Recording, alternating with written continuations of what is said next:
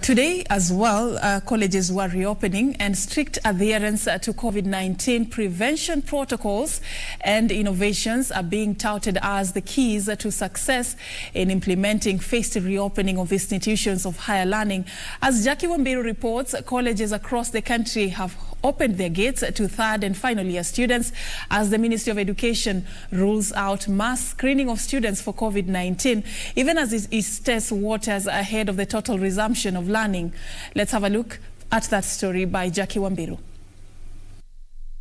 October 5th, 2020, Kenyan universities and colleges began phased-out reopening to learners after closing for about 7 months due to the COVID-19 pandemic. Top-ranking Ministry of Education officials spent the better part of Monday assessing colleges across the country. State Department for Vocational and Technical Training Principal Secretary Dr. Julius Juan inspected institutions in Uasin Gishu and Nandi counties and read the Riot Act to principals who failed to adhere to the COVID-19 preventive measures. Their temperatures will be checked every day in the morning. They have hand-washing points all over the institution. They have sanitizers placed all over the institution.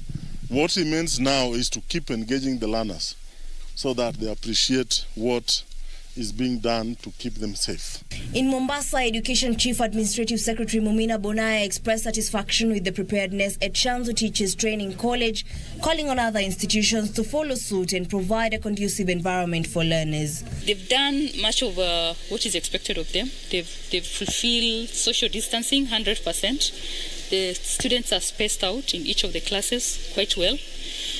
The hostels are spaced out well, observing the protocol, the social distance that is expected. The only thing probably they need to improve on this afternoon is to improve, to add more water points.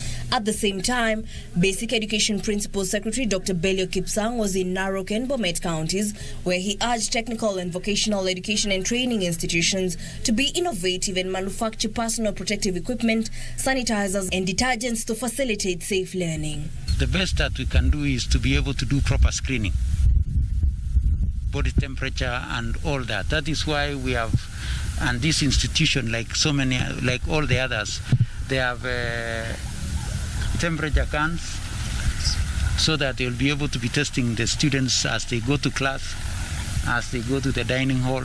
So that screening is very important.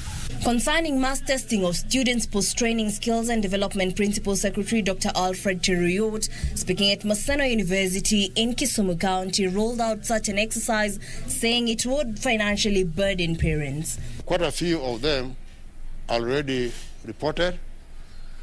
We expect that we have planned that they will start doing their final examinations this Wednesday, that is the day of tomorrow. That's what they will do here. We have provided the necessary facilities. At the University of Nairobi, Vice Chancellor Professor Gitahi Kiama welcomed the reopening of institutions of higher learning, acknowledging the crucial role of technology in facilitating virtual learning. We supported both staff and the students riding on our robust ICT infrastructure in the university to ensure that all our operations, examination, teaching and learning are all migrated online.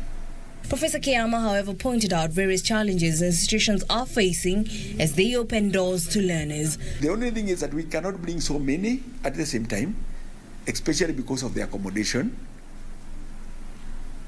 where they are accommodated, because we can only accommodate a few at a time. Reporting for Channel 1 News, I'm Jackie Wambiru.